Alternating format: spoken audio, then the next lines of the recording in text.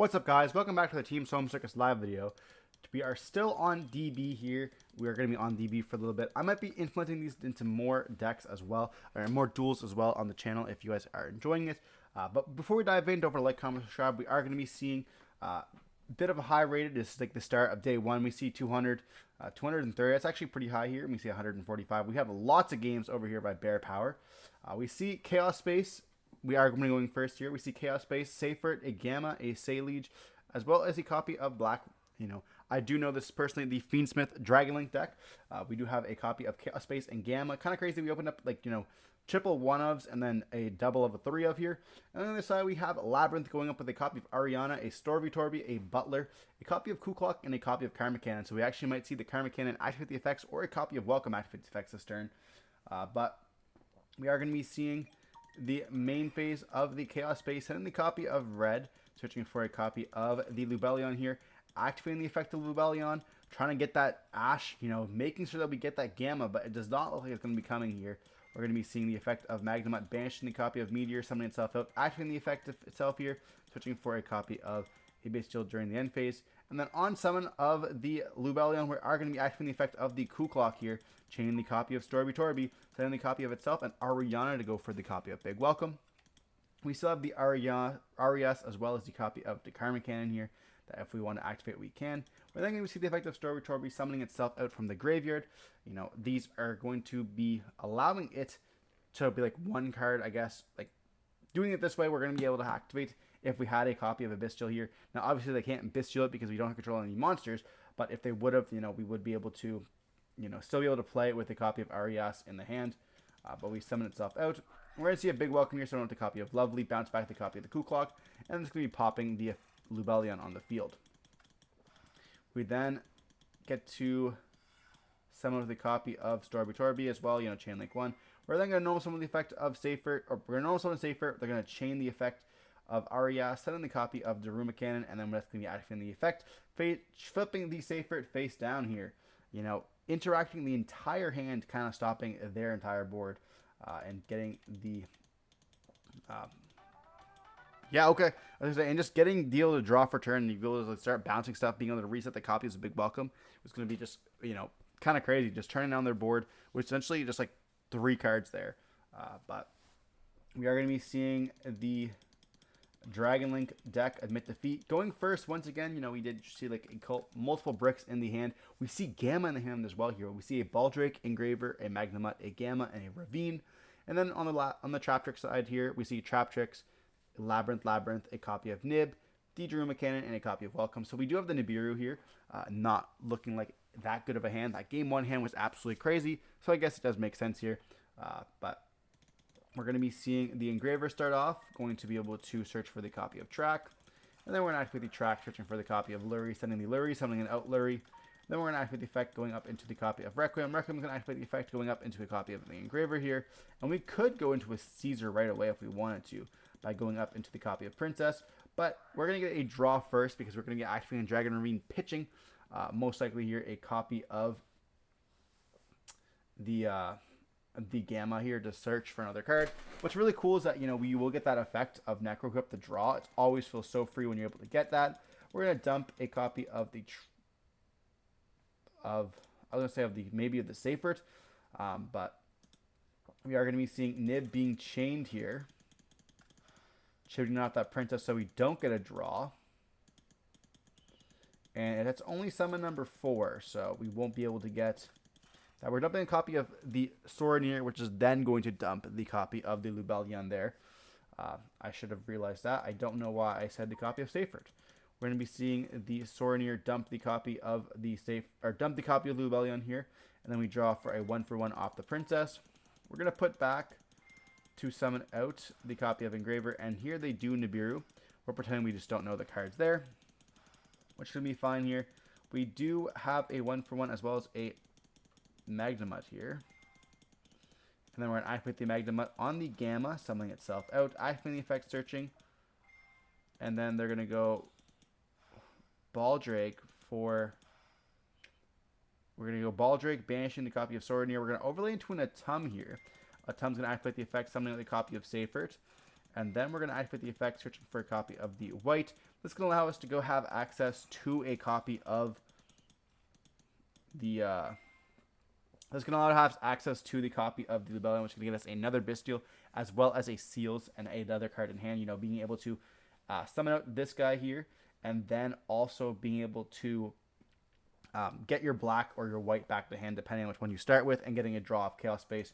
This feels so free. We're going to search for a copy of the Druid's Worm here. Then we're going to activate the Druid's Worm, banishing a copy of the Princess. Going up into the Lubellion here, Druid's Worm is going to be sending the copy of the Nib. We're going to go Lubellion here, which is going to then set the copy of the Branded Regained. And we're going to be summoning out the copy of the white by banishing the copy of Druid's Worm. And we're going to go up into a copy of Seals. We're going to then search for the copy of the black. Then we're going to activate the effect of the black, banishing the copy of the white. Getting a draw here for the white. Going for a black Metal Dragon, which is absolutely insane. We have not normal summoned. The 1-for-1 is now going to be essentially a blank, but still very nice for a next play. We're then going to go up into the copy of IP. We're going to be seeing the white being searched off of the black, and then we're going to be adding the copy of Jerusalem during the end phase with that copy of Magnemite. So now we have a copy of Seals here, which can summon out a copy of Draco, the Quakumira Draco being able to stop most of the deck there. We have an IP which can use itself plus whatever we summon off the copy of Seals or any of our Bestials, depending on what we have to hit. You know, we do have a copy of Nibiru in the graveyard. And then, like, we have also the Engraver, which can summon out during the next turn. We can go for the sequence lines as well. And if our opponent does summon, we can go out for the copy of the Magnemite off the copy of the Regained here. And then we also get to draw off whatever we want to by banishing the Nib, getting a draw, as well as if we have to banish our own cards, we can get that draw as well by putting back the copy of Seals or whatever else. And then during the follow-up turn, we can banish the black with the White Dragon, getting us a draw and another search as well, which is just absolutely crazy. But we're going to be seeing a Blackjack being drawn. They're going to normal summon the copy of the Blackjack. We chain the copy of Regained, summon with the copy of Magnemite. Magnemite can then activate the effect, letting us search during the end phase for another dragon. We go for a Typhon here, and this is going to be met with a copy of the Seals, bouncing back the copy of the Blackjack here. We're going to see Seals as well as Blackjack and activate the effect, and we do see a double simultaneous and a copy of Storby Torby there.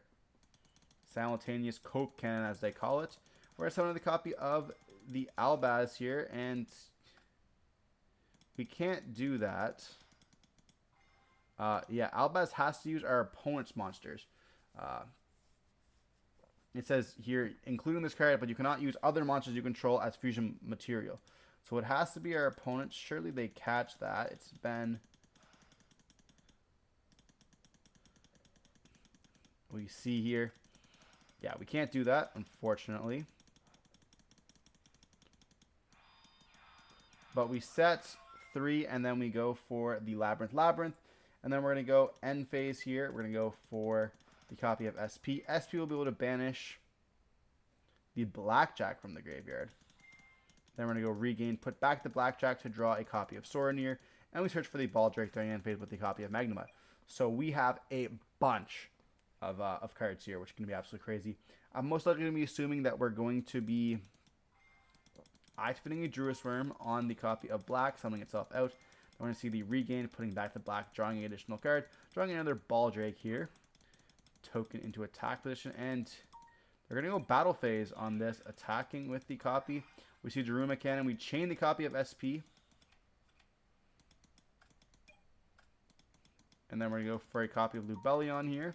Lubellion's going to activate the effect. Interesting that we sent the copy of Druid's Worm and not the copy of Magnemite there.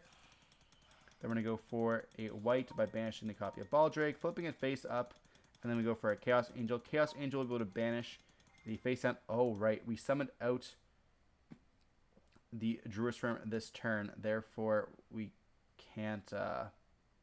No, we didn't, did we? Yeah, we did. We summoned it this turn. Therefore, that's why we had to use it, because we can't flip that one face up. But we could flip the Magnemite face up there. That makes sense. And it's going to target the copy of the Welcome. They're going to chain Welcome. We're going to chain the Branded Beast. And they're going to chain... oh, they're going to chain... they're going to do it on the Labrynth, so they don't get to pop additional card. Okay. And then we're going to be popping... summoning out the copy of Lady. Beast is going to regain to summon with the copy of the Druid's Worm here. And... Yeah, we are going to summon up the copy of Red MD, going up to a Striker Dragon, which is going to search for the copy of the Metal Dragon here. We then can banish to summon itself out, activate the effect, bring out, or chain Traptrix here. They're going to chain a Baldrake on the nib. We're going to go for simultaneous equation cannon here, and they are thinking on this. They're going to go Sorenir. And our opponent just admits defeat. Maybe that they can't resolve it because there's too many cards on the field. We had like 5 monsters, 6, 7. Yeah, I don't exactly know, but we're going to be diving on to game 3 here. We see a Traptrix, a Solemn Strike, a copy of Blackjack, a Chandragolier, and a Call by the Grave. And we have a Track, a Dragon Ravine, a Seifert, a copy of Meteor Dragon. We've drawn this 2 games out of 3 already, which is kind of crazy. And a copy of Valor here. But I guess we also drew Gamma 2 games out of 3 as well, so it kind of evens itself out. So we just have one hand trap to kind of stop their board. If they normal summon a copy of the Ariana. Not that great. We see no Bestials in this hand either, which is very interesting considering we're playing so many of them. But we're going to be seeing the Chandragolier activating the effects and the copy of the Blackjack to the graveyard. Set a copy of the Big Welcome. Most likely now we're going to be seeing a copy of Blackjack activating. Going to be revealing a Welcome, a Transback, and a Simultaneous Cannon. We're going to be putting the Welcome, I'm assuming, on the top of the deck, and then we're going to be setting the copy of all 3 and passing. We finally draw a copy of a Bestial for a turn, and we go chain the copy of Blackjack. We're going to be sending itself, or banishing itself, to set the copy of Welcome Labrynth here. We're then going to activate the Welcome Labrynth, going to be able to summon up the copy of Lady here, and then we're going to be able to chain the copy of Lovely, or we're going to be activating Big Welcome, chain the copy of Lady to summon out the copy of Lovely from the deck here, bouncing back that Lady as well. We're going to set a copy of Full Force Virus. Okay.